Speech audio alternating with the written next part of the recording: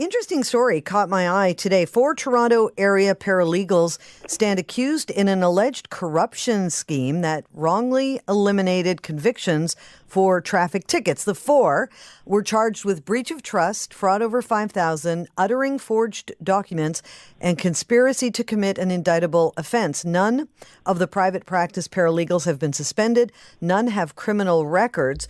Joining me to talk about this is Ed Prutschi, News Talk 1010 legal analyst. Welcome, Ed. Thanks for doing this. Hey, my pleasure, although not a topic that is particularly exciting if you're a member of the bar or of the criminal justice system. Okay, so let's start there because can you explain for those who may not know the difference between a lawyer and a paralegal? So lawyers and paralegals are actually both regulated now by the Law Society of Ontario, so same organization that keeps people like me in line. There is, though, a significant difference. Paralegals will typically have a college education and a shorter route to licensing than lawyers who, of course, have to go to law school and then do a period of articling and such. So the practice limitations are different. Paralegals will sometimes work in conjunction with lawyers, and so they'll do some elements that support that practice, but they can also practice on their own, particularly when it comes to traffic offenses. It's probably where people are most familiar with their practice, but they can do all sorts of other things that are sort of more straightforward, less involved in the court system, a limited involvement in the family court system, a limited involvement in the criminal court, and things like small claims court actions and things like that. Okay. Okay, thank you for that. I'm just wondering, in terms of someone, why they would choose to go one route versus the other. I guess it's faster to get to that stage of practicing, even though you are limited, as you say. Absolutely. So, I mean, becoming a paralegal certainly is less time in school. It's a less rigorous training. But the upshot is that if you're a client and you're looking for access to justice, everybody knows the lawyers are expensive, and because it's a quicker route to paralegals and they're limited in terms of what they can do, they will typically charge less also. So okay. I think there's options for both to work within the system to the benefit of the public. Okay. So can you explain this corruption, this alleged corruption scheme, and exactly what was allegedly going on? So we don't have a lot of details, but in broad strokes, the allegations are that this takes place within our traffic court system. So, you get a Highway Traffic Act ticket or a Provincial Offences Act ticket, you end up going to traffic court. And even though you might have been found guilty by the Justice of the Peace, it's not being registered on the document, what's called the information. Someone, in conjunction with a court clerk, there's a court clerk who's also charged, is allegedly on behalf of certain paralegals making a switch, basically. And that's where the outer forged document comes. Instead of that information reflecting that you were found guilty of whatever the traffic offense is that you were charged and that you're supposed to be paying a fine of X hundreds of dollars, your case basically is modified to show an acquittal or a dismissal or anything like that. So the fine is not payable, and of course the consequences don't exist either. So this took place, these offenses in question occurred between March 1st and June 30th, 2018. So a pretty short window. If somebody is pulling this kind of scheme and it is alleged at this point, I mean, is there any way they're not going to get found out?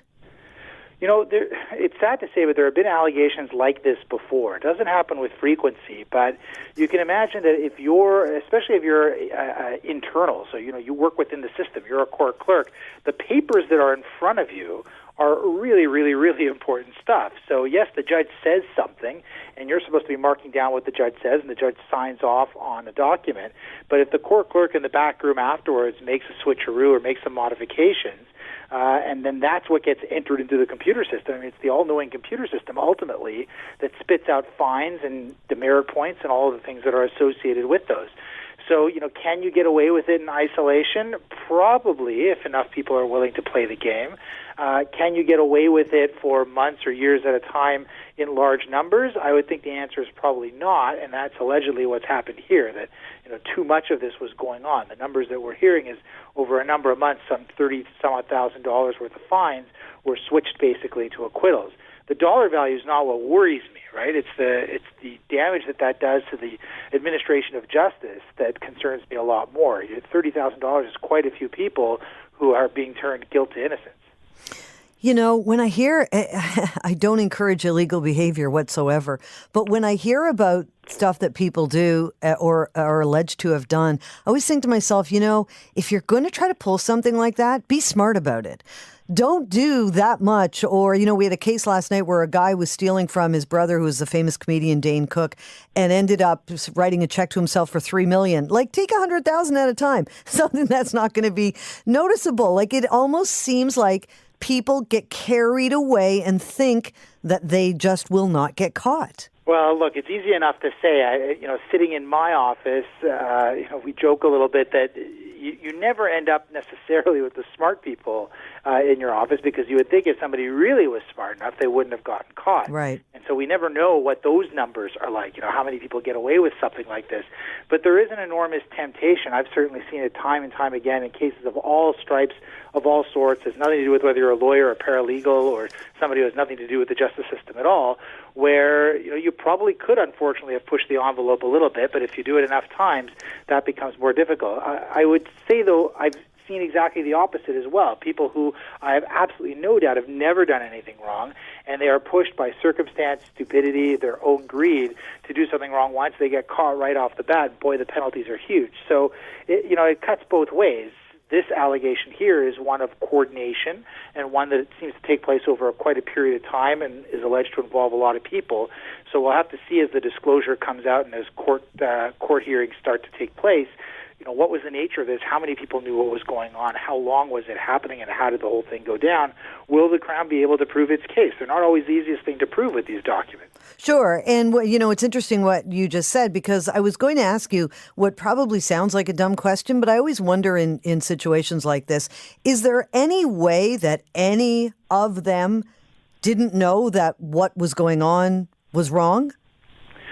Well, I don't think that the defense, I strongly suspect, is not going to be, I didn't know that what I was doing was wrong, nor do I think that there's going to be a situation where the Crown has difficulty proving that this did in fact happen, right? Once you compare court transcripts to court results, so what appears, the words coming out of the Justice of the Peace mouth versus what gets recorded on the paper, that probably will be the easy part. Right. How do you prove who actually was involved in this? Just because a particular court clerk or a particular paralegal was in court on that day doesn't mean that they was mucking around with the documents on their case. Mm-hmm. And one quick final question. One of the paralegals charged is not his first corruption charge. He was tried along with two other paralegals back in 2007. And I believe the charges were withdrawn. Is that something that a judge would be taking into consideration, even aware of, as this particular case moves forward? No, so they shouldn't be. So, as a defense lawyer, I cringe when I see that. Obviously, the public looks at that and says, oh, great, you got away with it once, and now here you are at it all over again. But from a justice perspective, in terms of being fair at a trial process, that's not something that a judge or jury should ever be aware of. If the charges were withdrawn, they're withdrawn for a reason. That reason is because the prosecutor couldn't prove its case and was not able to make its case, beyond a reasonable doubt, and did not have a reasonable prospect of conviction. So this person starts clean. Now, if they get convicted, you might see the Crown try to reopen things there and say that there's some relevance to what went on before as far as sentencing is concerned, but much more likely, what's in the past is in the past, and the question is what happened now. Ed Prutschi, thank you for this.